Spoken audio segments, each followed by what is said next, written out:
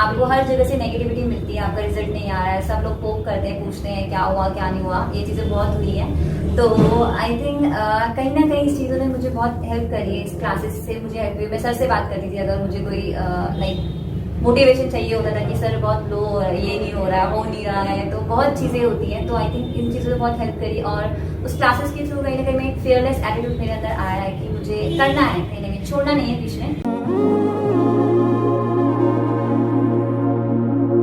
They conquer who believe they can, और इसका सही मायने में जस्टिफिकेशन दिया है हमारी कोचिंग के स्टूडेंट्स सुजाता पुंडीर ने, जो कि हमारे साथ आज यहाँ पर हैं, और जो कि हमारे सेंटर की टैगलाइन भी है, we believe we can and we conquer. और सच में सही मायने में अगर किसी ने इसको जस्टिफाई किया है तो वो सुजाता पुंडीर ने किया। Hello Sujata, first of all many many congratulations on your success. तो मैं सुजाता का थोड़ा सा ब्रीफ इंट्रोडक्शन दे देती हूँ। सुजाता ने अभी हाल में ही 2 बड़े एग्जाम क्रैक किए हैं।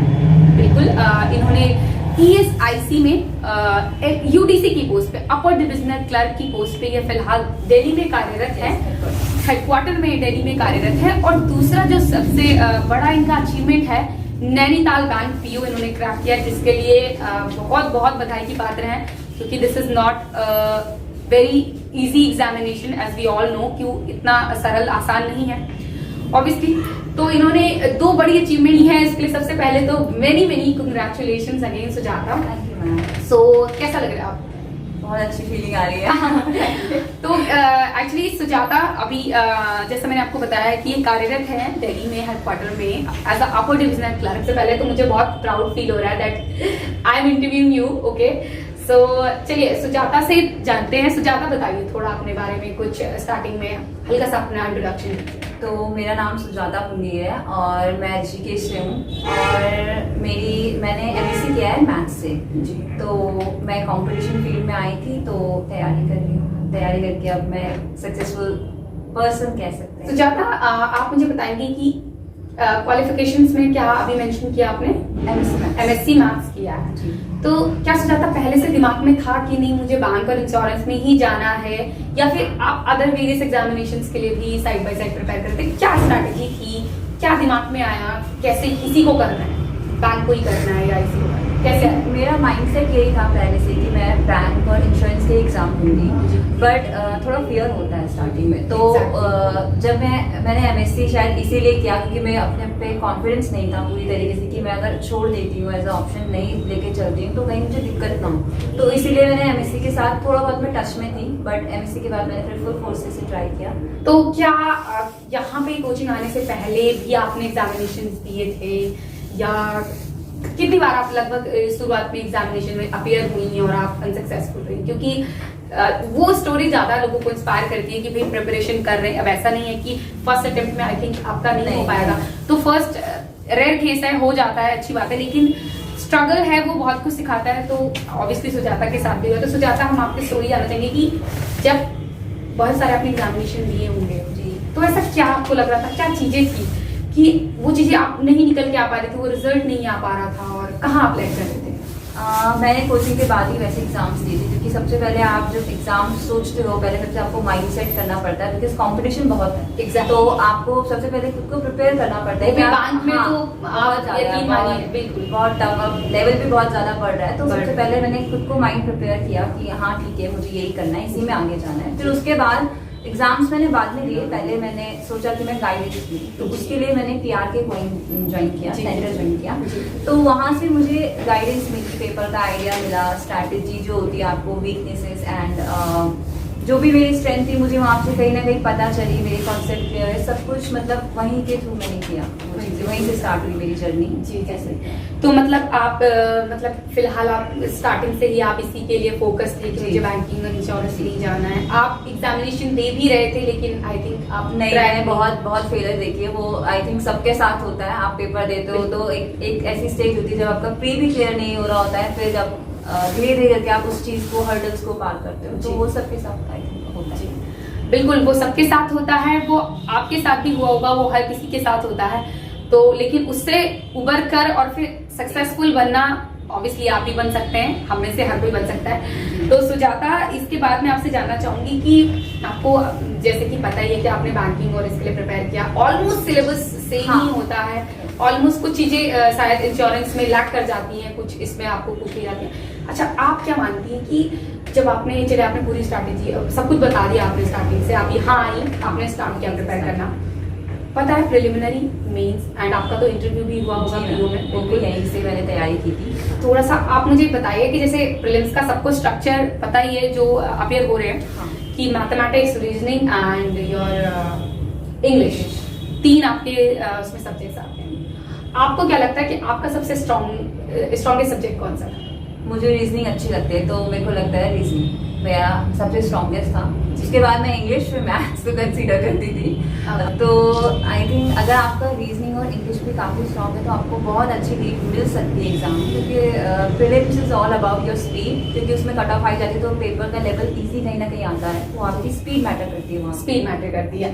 अच्छा, तो आपने बोला कि सबसे स्ट्रॉन्गेस्ट आपने बोला कि रीजनिंग है।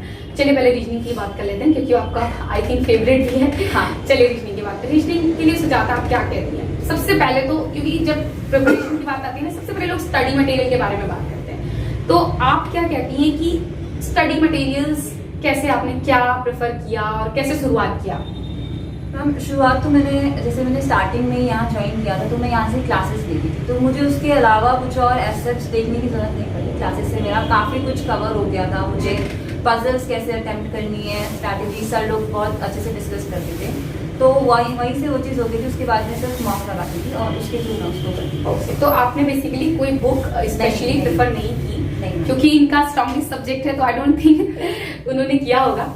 लेकिन चलिए, आपका मतलब तो रीजनिंग में आप सबसे इंपॉर्टेंट क्या मानती है कि अगर आपको रीजनिंग का सेक्शन क्लियर ही नहीं करना बल्कि अच्छे मार्क्स अटेंड करने, अब देखिए जैसा अभी आपने बताया आपका मैथ्स इतना स्ट्रॉन्ग नहीं है, हाँ। और आपने कहा कि आप 2 सब्जेक्ट के बलबूते पे भी आप अच्छा कर सकते हैं, हाँ, तीसरे के सेक्शन कट ऑफ निकाल के, वो आप मानती है कैसा होता है? Yes. तो उसके लिए क्या आपकी स्ट्रैटेजी थी? आपने रीजनिंग में ऐसा क्या बेहतर आप मानती हैं, क्या करना चाहिए बच्चों को, एस्पिरेंट्स को?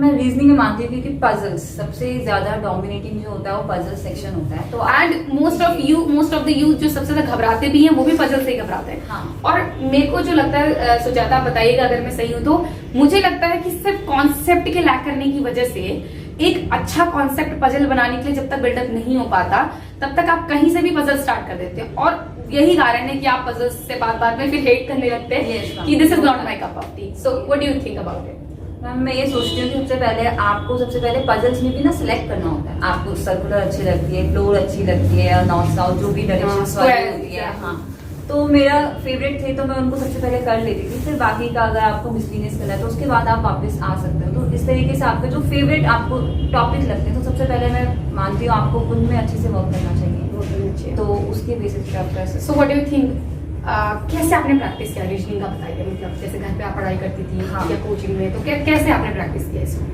हमारी रेगुलर क्लासेस होती थी रीजनिंग की, तो यहाँ पे तो हम पजल प्रैक्टिस करते ही थे। उसके अलावा हमें यहाँ पे क्वेश्चंस प्रोवाइड किए जाते थे जो हम घर पे भी सॉल्व करते थे। आप लोग सोच रहे होंगे कि सारे इंटरव्यू में जितने भी एस्पिरेंट्स हैं जो सक्सेसफुल हो जाते हैं वो यही क्यों बोलते हैं कि प्रैक्टिस, मॉक कॉन्सेप्ट बिल्डअप करो, this is the key, and that is why बाकी लोग नहीं आ पा रहे उस रेस में।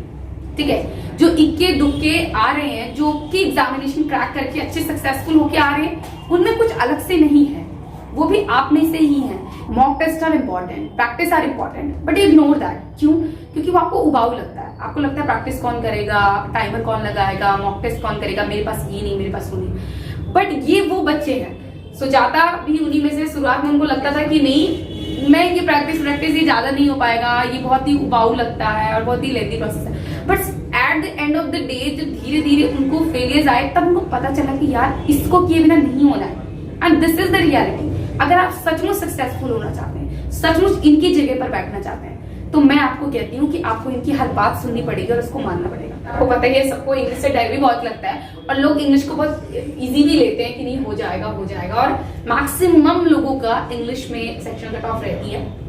तो क्या कहती हैं आप इंग्लिश के बारे में, कैसे किया? मैम इंग्लिश के बारे में मैं ये कहना चाहूंगी कि इंग्लिश को आप अपना स्ट्रॉन्ग बना सकते हो अगर आप ढंग से सही डायरेक्शन में उसकी तरफ अगर आप वर्क करते हो तो। मुझे इंग्लिश ठीक लगती थी, कई बार मेरे मॉक में बहुत कम मार्क्स भी आए हैं, होता है, ये चीज होती है, ये चीज सबके साथ होती है। स्टार्टिंग में कोई एकदम से एस नहीं होता है, प्लेयर नहीं होता है, तो आपको वर्क करना पड़ता है। तो मैं मानती हूँ कि मेरा इंटरेस्ट था कहीं ना कहीं, मुझे नॉवेल्स पसंद थी तो मैं वो चीज़ पढ़ती थी, एंड न्यूज़पेपर, ये 2 चीज़ें आई थिंक वर्क करती है। आपको पता नहीं चलता है कैसे वर्क करती है, बट जब आप पेपर करते हो तो आपको दिखता है आप में इम्प्रूवमेंट, कि आपको ये चीज़ समझ आ रही है वो चीज़ें। एग्जैक्टली यही चीज मैं आपसे कह रही हूँ कि जैसा कि मैंने आपको कुछ देर पहले बोला, उन्होंने कहा कि आपको मॉक टेस्ट लगाने पड़ेंगे। आप बोलेंगे कि मैं मॉक टेस्ट खरीदना नहीं चाहता, मैं टाइम नहीं है इतना, ये नहीं बोली। मैं बताऊँ, देखिए इन्होंने फिर कहा इंग्लिश के लिए कि आपको न्यूज़पेपर पढ़ना पड़ेगा।